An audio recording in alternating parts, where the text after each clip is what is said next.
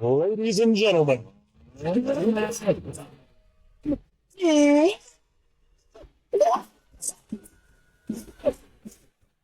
get fucking listening.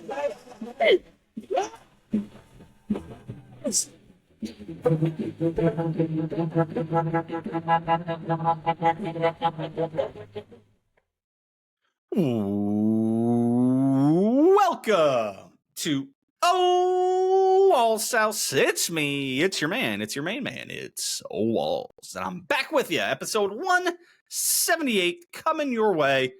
Before we get into everything, I just want to say thank you to everybody. So I appreciate all the support, the watches, the listens, and you guys know what you can do to help me out. Please rate, review, comment, subscribe, and share. Got another fun show coming this week. Talking a little golf, Scottie Scheffler, talking the guards, NBA NHL playoffs, my passing thoughts. So good stuff coming this week. Don't forget to check out my guy MJ over at the Full Range Podcast. You can find it on Spotify, the Full Range Podcast, and on the Ole Walls House YouTube channel.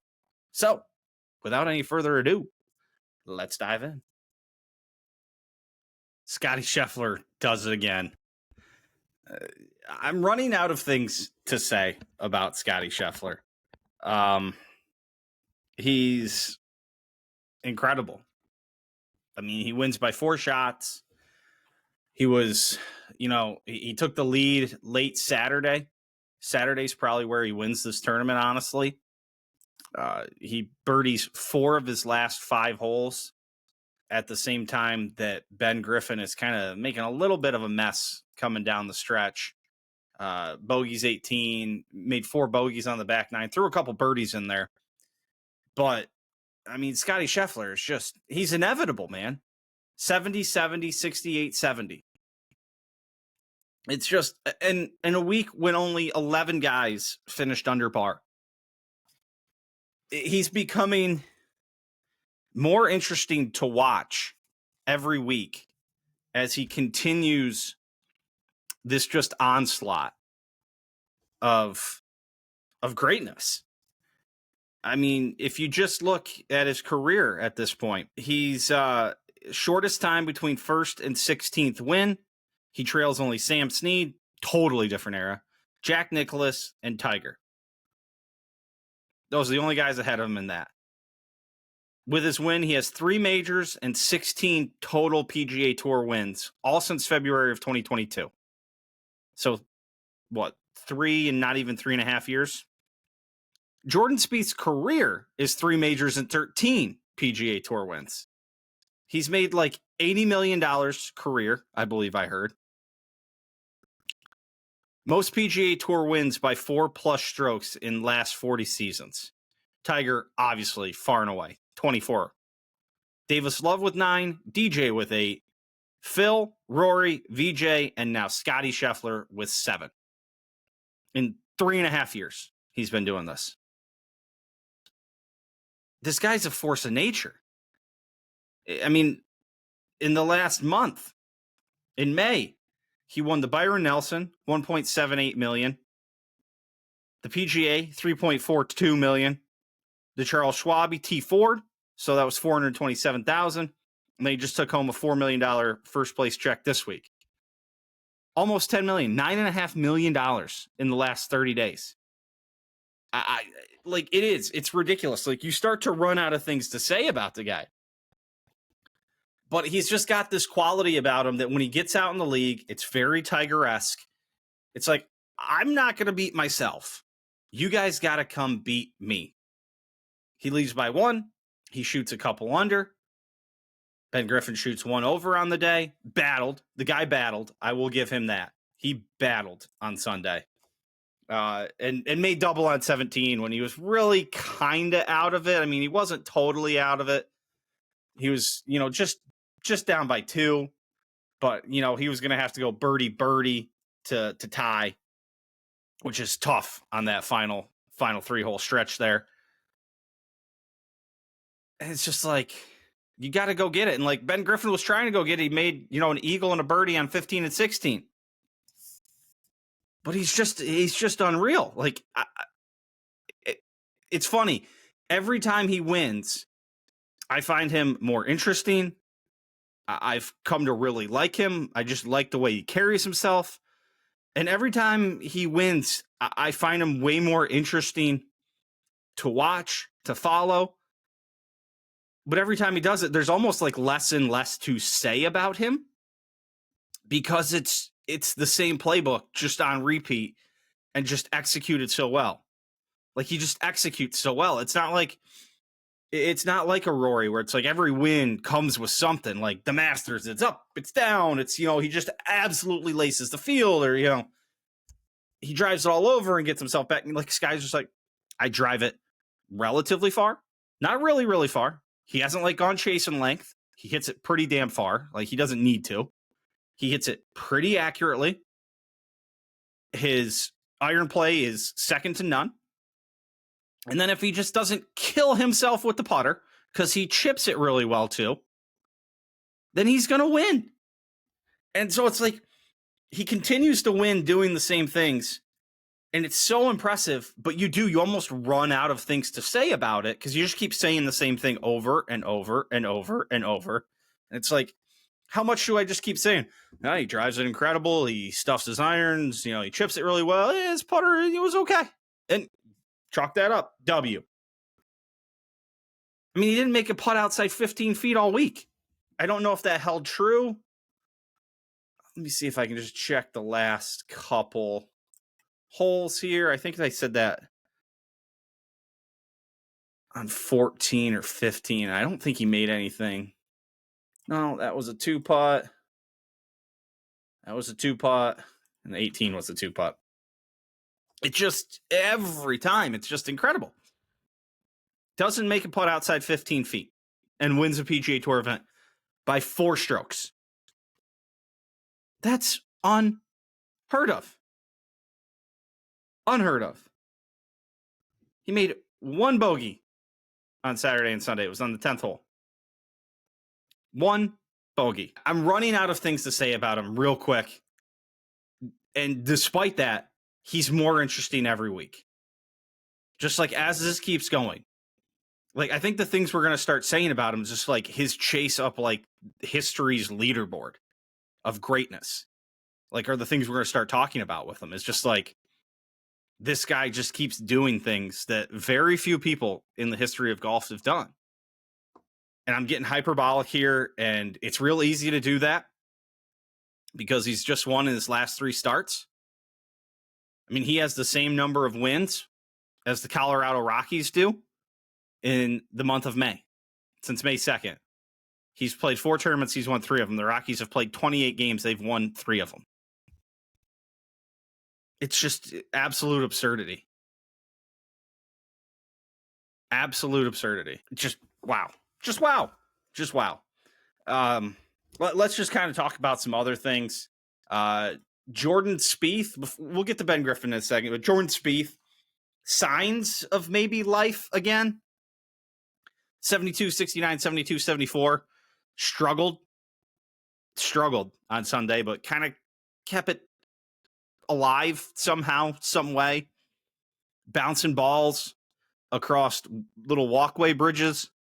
The old Spieth would have got that up and down and made birdie out of it, but this is not the old Spieth. Excuse me one second. Which is something we need to say. Like, he's not going to be 2015 to 2016 to 2017 Spieth anymore. Like, that guy's that seems to be an aberration. And we'll see if we look back in history and be like, those 3 years of Scottie may have been an aberration. Could be. Seems a little different, but like, this happens in golf. But he was around. He was around on the weekend. Like, that's fun and enjoyable for golf. Like, Spieth is must-watch TV, in my opinion. Even if you dislike him, like, you can just root against him and be like, here we go. Like, the Spieth is doing shit again. So, definitely important for the Ryder Cup team to have him playing good golf. I know he's got another kid on the way. He's got to start timing these things a little better. Not right before Ryder Cups. I don't know when this one is due, but we got to avoid that in the future, Jordan. The captain, Keegan Bradley, he finishes T7. He creeps up the rankings. I think he's up to like 15th or 16th on the U.S. side. Let me pull that real quick. 16th, he moved up a couple spots. He just trails Daniel Berger, Tom Hoagie and JJ Spawn to get up into that top 12. Obviously, he said he's not going to pick himself. The way things are going, I think there needs to be serious consideration for him to do just that and pick himself. So we'll keep that in mind. Oh, I forgot one thing about Scottie. He lost strokes putting this week. He lost them. He didn't gain any. He lost 0.3 strokes this week. Pretty much flat, but lost strokes in round 1, 0.1, just barely. Lost strokes in round 2, 0.79 to the negative. Gained 1.25 in the third round, and then in round 4, lost 0.56. Incredible. Just incredible. Ben Griffin. Where did there it is. I lost my leaderboard. Ben Griffin opens with a 65, couple even par rounds of 72, 73 on the weekend. I felt like the guy battled. And I had serious questions about his staying power. He's got, not the most aesthetically pleasing swing on tour. A lot of foot movement, similar to Scottie. But I was impressed with the way he hung around. He battled back after making a couple bogeys early in the back 9. Comes back and goes eagle birdie 15 and 16 to get himself to have a shot. I was really impressed with that. He's flying up the Ryder Cup rankings. Obviously, he's up to 7th. He's still a good 1,300 points behind Russell Henley for the 6th spot to guarantee him a spot. I don't even know what that means. I don't even know what the points mean. I mean, you want to see something hilarious. Scottie Scheffler has 25, almost 26,000 points. Second, Xander has just shy of 12,000 points. And then Bryson, playing no PGA Tour events, has 10,000 points. So Bryson would be much closer if he was playing PGA Tour events because he's playing some really good golf right now. But that's just the gulf between Scottie and everybody else is just absurd. But Ben Griffin impressed me. Couple of Ben Griffin things from the weekend. I heard this yelled twice. I'm sure this wasn't the first time it's heard. It's probably just the first time I've paid attention with Ben Griffin in the hunt. He hit a shot and somebody yelled out in the perfect voice, 1 point Gryffindor. And it was beautiful. Just an A+ timing, A+ reference. It got said later and the guy didn't have the right inflection. He's like, 1 point Gryffindor. The first one that I heard. He was probably on 10 or 11 maybe. And someone hit that and I was like, oh my God, that's incredible. And the point in which I never related to a golfer more in my life on the PGA Tour. He gets pinned behind a tree. I believe this was on 17. And that's to kind of not go sideways, but he's not going at the green. And I can't remember if in the video he hits it and then he says it or it's right before he hits it. I think he hits it and then he just goes, I want to kill myself. I'm just like, yes, I know that feeling. That's how I feel every time I play golf. Every single time. And it was just delivered perfectly. The way he said it, it was so fucking funny. And I was like, I cannot relate to someone more on the PGA Tour than I related to him in that exact moment. He was stuffed behind a tree. He felt the tournament just slipping away from him. He had to punch out sideways, and it just all hit him and all came out. And I thought it was great. It was hilarious. Loved it. Just elsewhere here, Nick Taylor was around after a couple good Thursday, Friday rounds. Couldn't really keep it together on the weekend. Russell Henley 1 under on Sunday, moved up about 5 spots. Sepp Straka continues to play some really good golf, 74-73 to start, and then goes 66-70 on the weekend. He's really having a great year. Mav McNeely goes 69-70 on the weekend.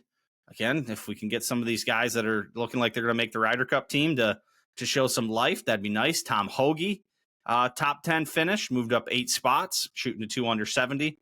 Brandt Snedeker, round of the day. Maybe all things considered, round of the weekend. Shoots 65 with a double on the 12th.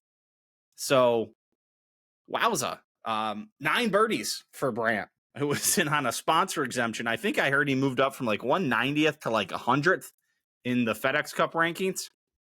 So, Really impressive round of golf from him. I didn't even know he was still playing that much golf. Harris English, another potential U.S. Ryder Cupper. Sam Burns, Pat Cantlay, all top 12. Cantlay kind of shit the bed on Sunday, as per the usual.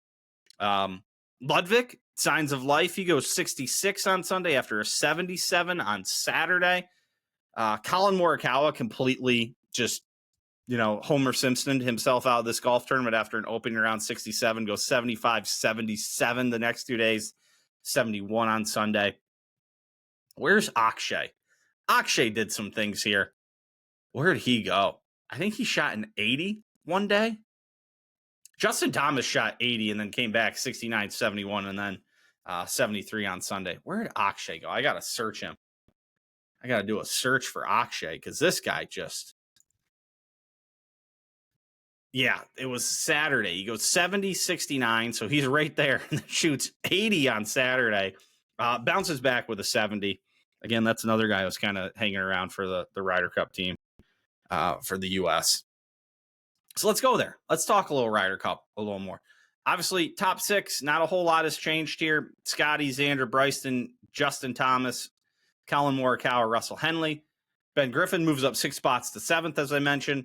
Mav McNeely, Harris English, Andrew Novak, Brian Harman, and Pat Cantlay round out the top 12. The guys just outside the top 12, we're starting to kind of take some shape here. I think we're down to, for the most part, probably about 18 to 20 guys left in consideration. So we got JJ Spawn, who I don't really think is an option here. I think he's going to kind of keep trundling after the players when really knocked him up. Tom Hoagie, who's just been creeping up. He's up to 14th. Daniel Berger, who's been hanging around that just outside the top 12 range for a little bit now, 15th. Keegan, as I mentioned, up to 16th. Finau, Glover, Lucas Glover, that is. Akshay goes 17, 19. Wyndham Clark, who has just been bad, keeps falling. Billy Horschel, I think he's out on an injury. Michael Kim hanging around, I don't think a real factor. Denny McCarthy, I don't think a real factor. And then 2 guys, 24th and 25th, who I think are much more likely picks than many, if not all, of the people from, 13 to 23. Sam Burns and Jordan Spieth both move up spots. 4 spots up for Sam Burns, 6 spots up for Spieth. So, yeah, those guys are coming a little bit. They're coming. So yeah, we got the Canadian Open this week. Rory is in the field, I believe. Just kind of going through here, looking at some of the other guys. Cam Young's in the field. Gary Woodland, Danny Willett sighting. Mike Weir playing in the Canadian Open. That's a sponsor's exemption. Nick Taylor, past Canadian Open winner, obviously drains that putt. It's causes the ruckus there. Who else? There are some other couple people. Waiters boy, Patrick Rogers in the field. There were a couple other guys I saw in here. Now I've lost where they are. Keith Mitchell. Solano's boy, Luke List, Shane Lowry, Robert McIntyre, Matt Kuchar, Jake Knapp, Kurt Kitayama. Ooh, Kevin Kisner playing this week. Tom Kim, Sungjae Im, Mackenzie Hughes. Oh, gosh. There are a couple other guys, and I just can't seem to find them all of a sudden. Thomas Dietrich. He's a good player. Joel Damon's in the field. Corey Connors, obviously a Canadian. I'm going to save this last guy who I'm very interested to see, his career going forward. Ludwig's playing, Ben Young on. But Luke Clanton is in the field as his, I believe this is his first time as a pro. He's played in a couple of tournaments. He's taken second in a couple of tournaments. Luke Clanton, young American player, hits the absolute shit out of it. This guy's going to be around for a while, I think. So it'll be interesting to see his career progress here. If you take an example of a guy, similar situation, similar age, similar circumstances, Ludwig came out about this time last year and made his way onto the European Ryder Cup team. So is it, likely Not necessarily, but the guy's ranked 115th in the OWGR. I don't put a whole lot of stock into the OWGR, but it can give you some sort of insight still. He probably has an outside chance with the way the U.S. team's shaping up. And I think in the future, this guy is going to be a guy we look at on tour as a very, very accomplished player and someone who really puts his name out there. So Canadian Open this week. Then we got the U.S. Open next week, hoping to do a U.S. Open preview for next week's pod, as long as we can align some schedules and do all that. So, yeah, a fun week at the Memorial. Enjoyed it. Good test of golf here. Liked it. So, more good things to come in the golf world. Cleveland Guardians. Not a bad week. 3-3. Took one from the Dodgers. Had a tough start against the Dodgers on Monday, Tuesday, but Wednesday, steal one from them. Clayton Kershaw on the mound. They got out to him early in the first inning, but then he kind of settled in. He ended up going 5 innings, just allowing 6 hits and 1 earned run. But it was a big 8th inning, highlighted by a home run from Angel Martinez, a little 3-run dinger. In a 5-run 8th that puts him over the edge. Clase comes in and gets the save. Then we move on to the Angels. Dump the first one to him, but get 2 more. Yesterday, the big rig, Gavin Williams, was into the 6th 2/3, hitless, before he finally gave up a first run. Let a couple go there in the 7th.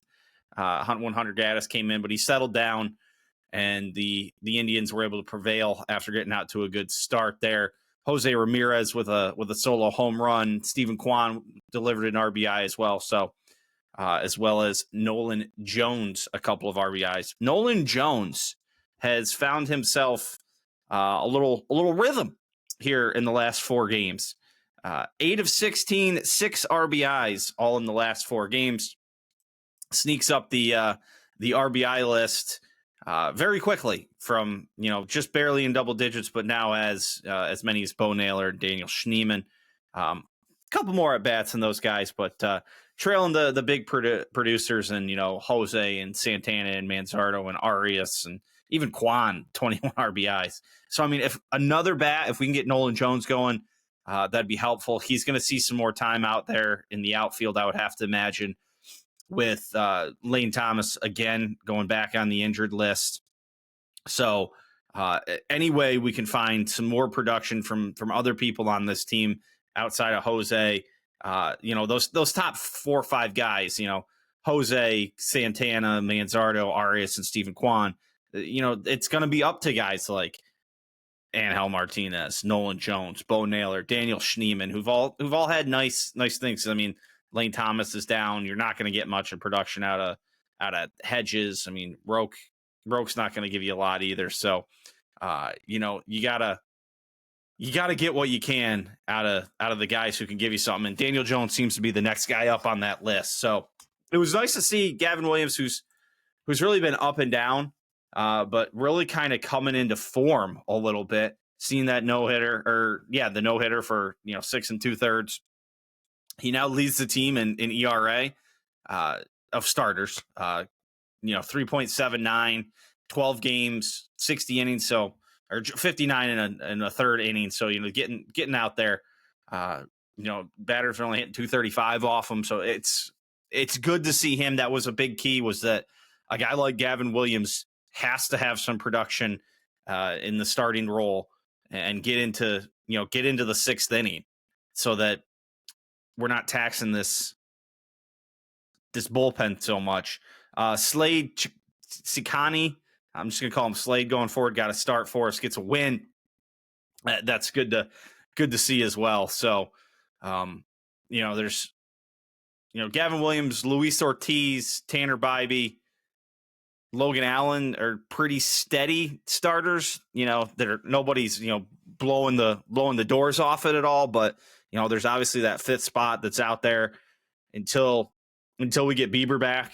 And again, who knows what we're getting out of Bieber when he comes back. Got to find somebody to fill that spot. So Slade with a spot there that looked out. We've had, I believe, Did Matt Fiesta? He started 3 games. Slade. Did Matt Fiesta start a game? Kobe Allard started a game, got beat up a little. Actually, had a pretty good outing. Sorry, I didn't get beat up. I was looking at the wrong stat line there.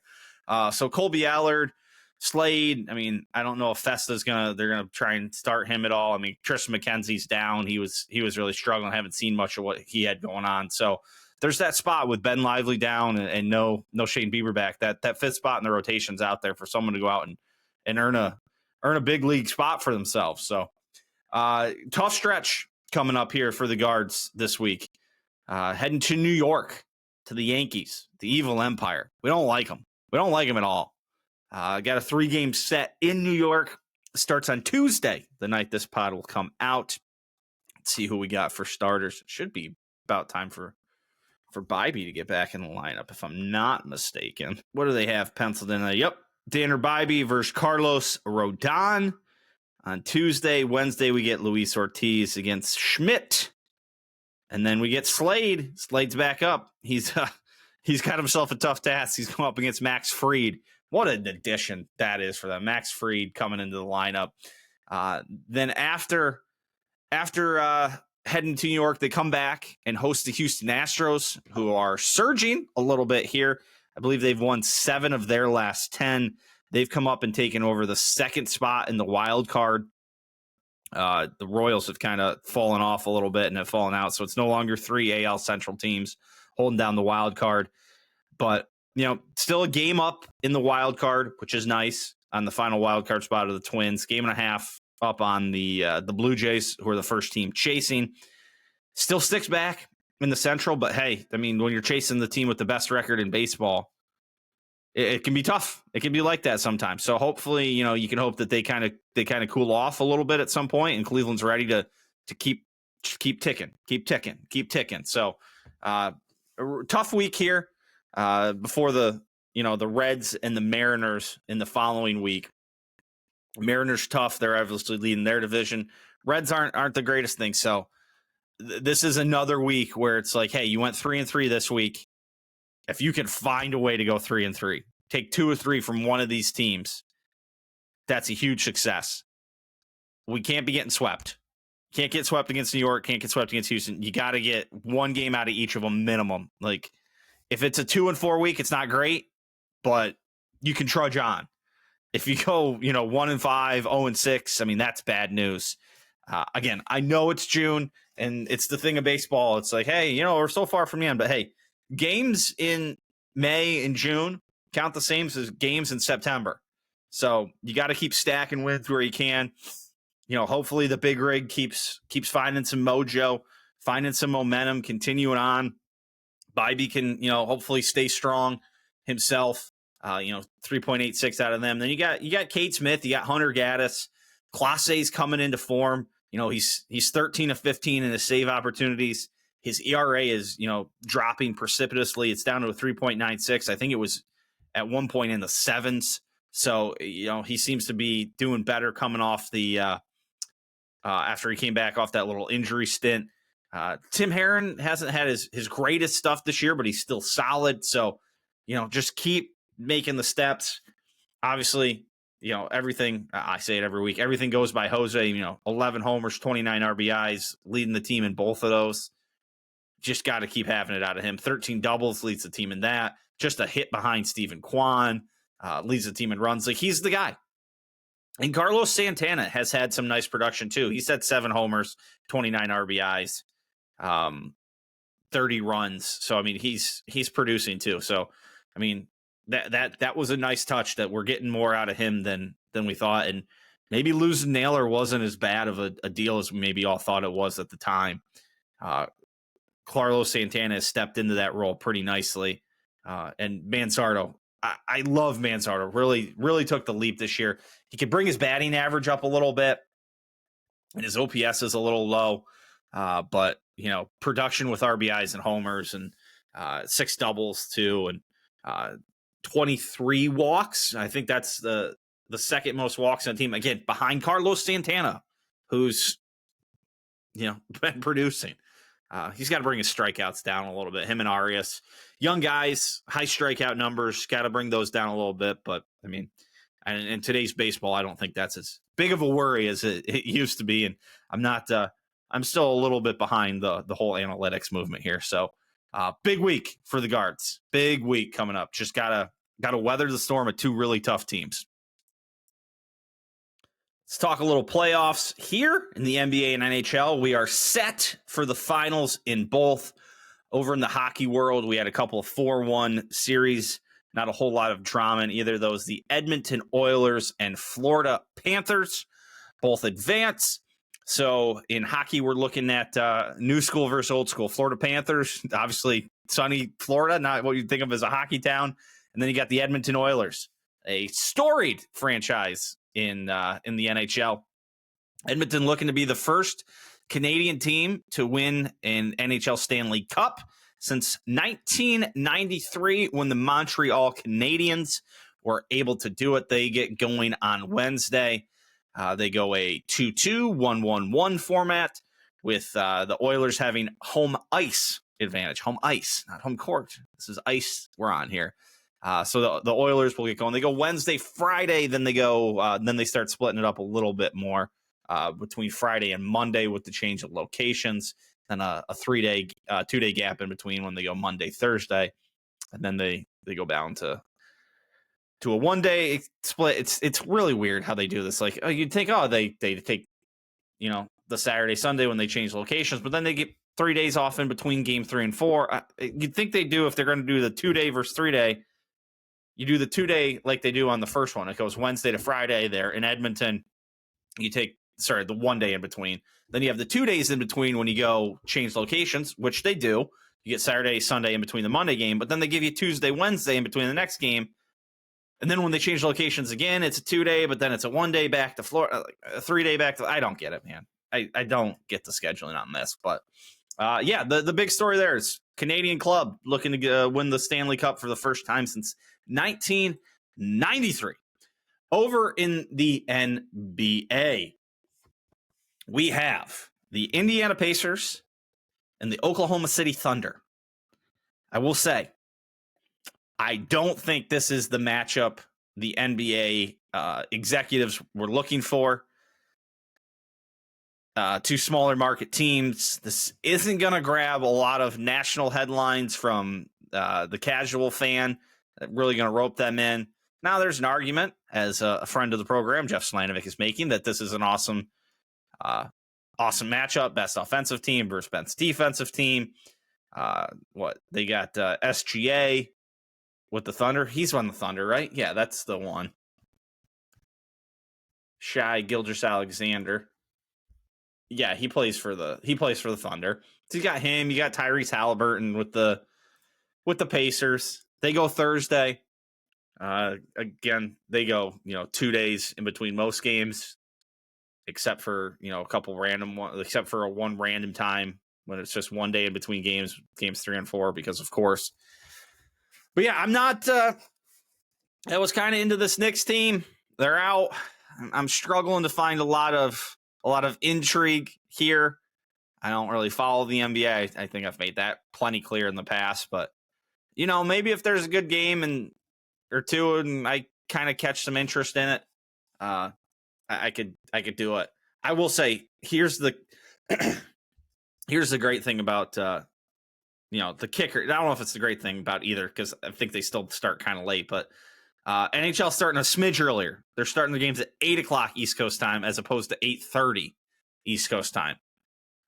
Now that obviously bodes a little bit better for me out here in the Central time zone.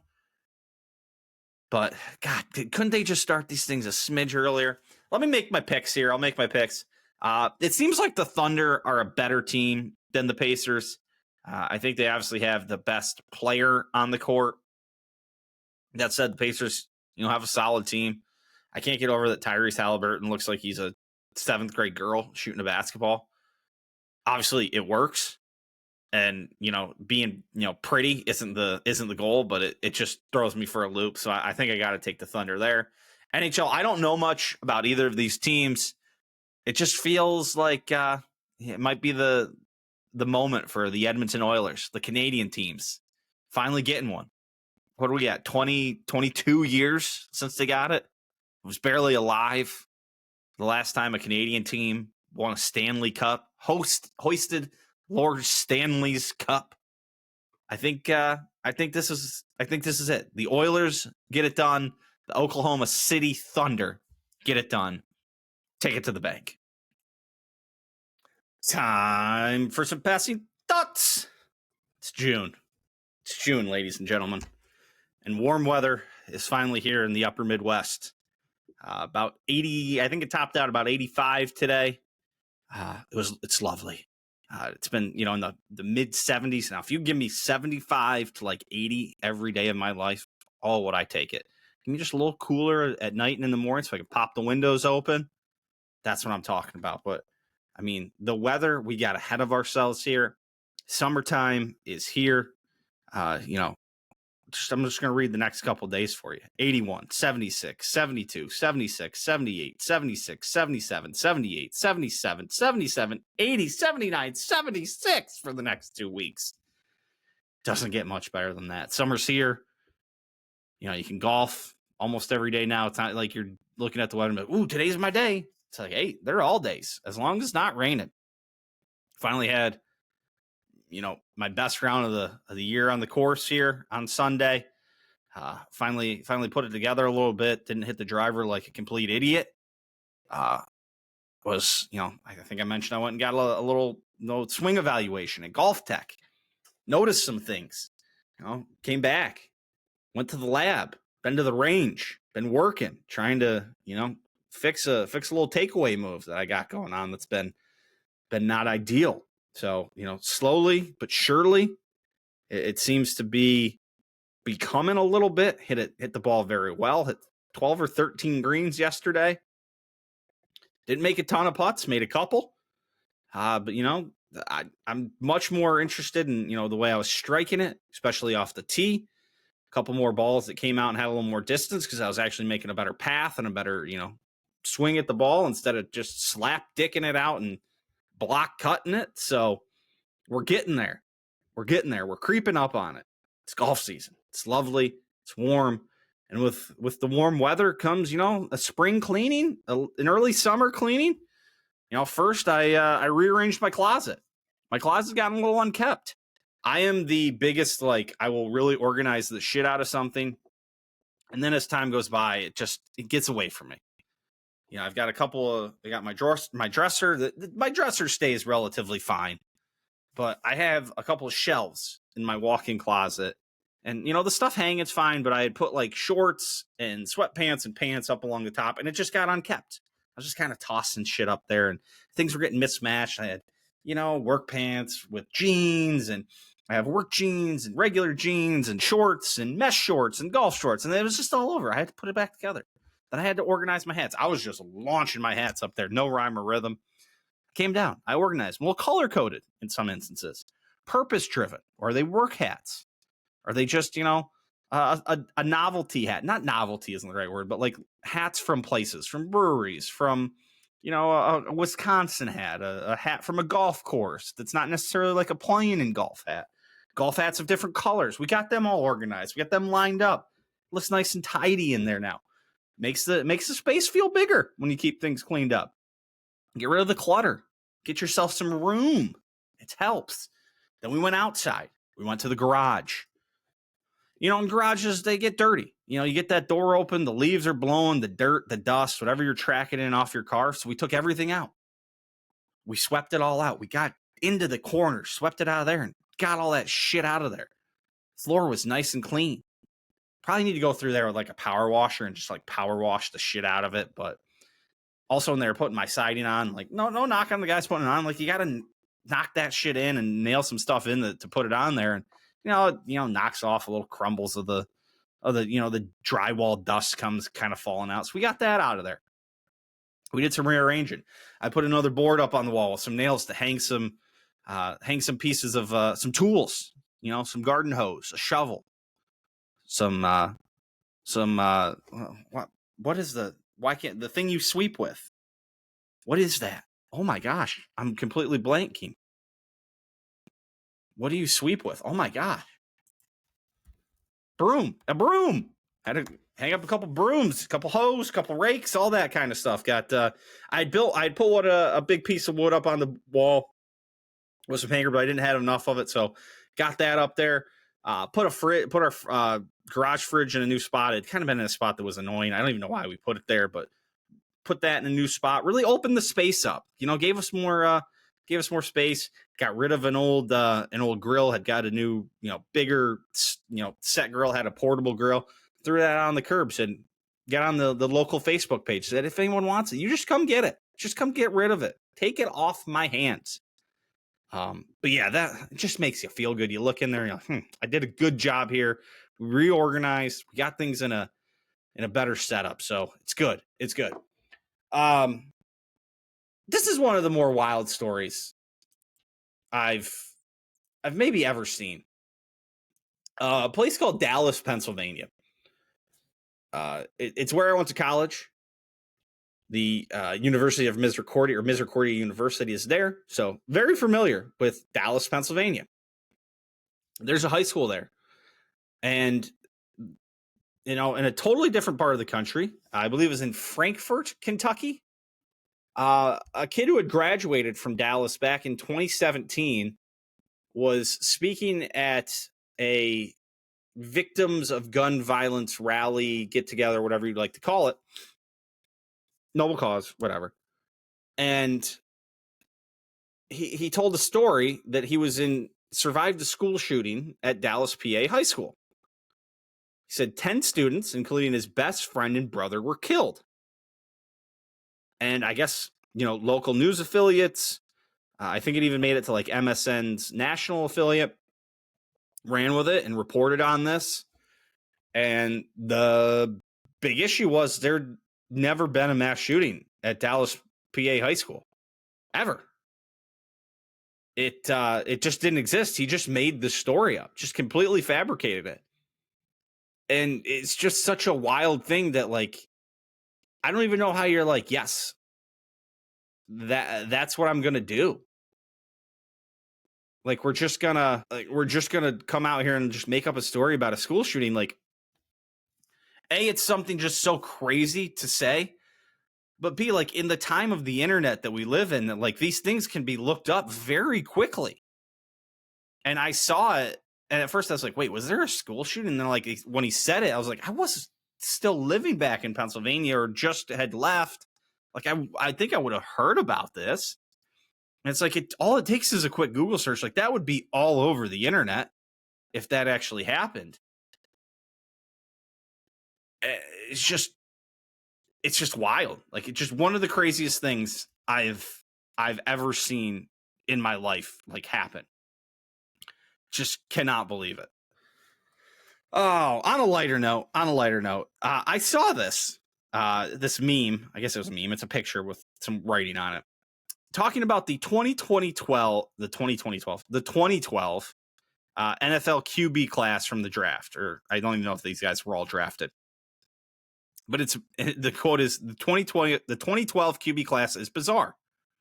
Andrew Luck retired early in 2019.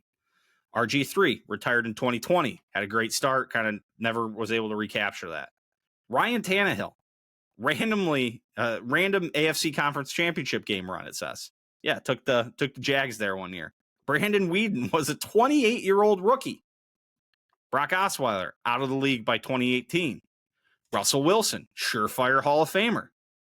Nick Foles got himself a statue. Big Dick Nick. Kirk Cousins, this might be my favorite of all this. 1 p.m. Sunday merchant. Just so true and so good. And then Kellen Moore, Saints head coach. Like, what a wild just group of people. Like, and how their careers all turned out. That was really, really funny. And then I saw this. This was tweeted from CBS Sports College Football, which is actually not CBS Sports College Football. The actual @ is Derico Henrio. So I wondered if this was true, because it says breaking. SEC Commissioner Greg Sankey has announced that the SEC will be breaking away from the NCAA, effective for the 28-29 academic calendar year. This comes after months of speculation about the move, more to follow, And it says via Carson TK. Now, I went and looked that up after I saw that handle. And now he didn't, put out there that we're going to do this. But there was, a hint at it. There were some questions for Greg Sankey at the SEC spring meetings. And some of the quotes that I found interesting is, I'll just read them out here. We very clearly continue to think that, I'll call a division of the 4 autonomy conferences within the NCAA structure, connected through Division I championships as we know them, is our preference, Sankey said on Thursday. We've looked at the decks. I think there were 2 decks that provided for membership consumption and voting thresholds around elements to national standards. We'll continue in the conversation, but our view, and we've shared this back with the NCAA in recent weeks, is we really need more development of this opportunity for autonomy division to operate and come together on championships. The way I read that is they want more power. The Big Four, especially in college football, have realized they hold all the cards, they make all the money, they want some power, and they want some decision-making involved in this process. And he mentioned at one point, you can't just have somebody walk away on that level among the 4 and everything stops. Sankey said of the hope for 68% autonomy. And obviously this is the Big 10, Big 12, ACC could get 68% autonomy moving forward. So it's something I've mentioned before that we're going to come to a point where it feels like these football conferences and these football powers are going to be like, hey, the NCAA doesn't actually even award a Division I NCAA football championship. But we're different, especially in football. We're different than everybody else. SEC, ACC, Big 12, Big 10, but particularly at this point, the SEC and the Big 10. We're a different breed. And to a little bit lesser extent, the ACC and the Big 12, but they're all kind of involved. There's a very clear reason I could see those guys are look, we'll stay a part of the NCAA and everything else, but come football, we're going to make our own decisions. And maybe they get all together and they're look, whatever teams, there's 18, 32. The ACC's got another 14, so that's 46. The Big 12's got 14 or 16. So there's close to 60 teams there. Look, we'll get together. We'll put together some sort of schedule and, league within the NCAA and just give us this and we'll keep everything else going. That's kind of the move I would be making if I were in the position. I'd be look, we're going to do our own thing on football. We'll play amongst these. And can you imagine how actually cool this would be if you had those schools and it's hey, we're playing each other. There's no more powder puff games. You're not going and playing Appalachian State. Those 50 to 60 schools. It's yeah, you'll play a couple, 1 year, maybe the SEC and the Big 12 play each other while the ACC and the Big 10 play each other in the offseason. Then you play your conference games, or maybe each different, you group people and this group plays that group, similar to it's hey, the SEC South is going to play the Big 12 West, or, they break into different, groupings so that they can, transfer around and get the interleague matchups going, if you will. So it's something that seems like it's coming, and something's going to change, and some things continue to change in college football. I think the only thing we can know for sure is that change is coming to college football, and that's just going to keep happening and keep happening and keep happening for, it feels like, at least the near future here. So that's all I've got for this week. Let's go wrap this thing up. Closing time, everybody. Again, just want to say thank you. I appreciate all the support, appreciate all the watches, the listens. As always, if you could, please comment, rate, review, subscribe, share, let people know Ole Walls House is the place to be. We're back next week. As always, I'm hoping we're going to have a U.S. Open preview, a part of the show. Just got to work some scheduling out for that, but that is my hope for next week.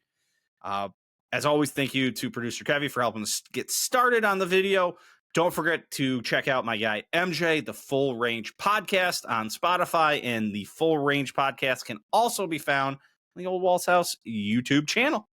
So till next week, peace.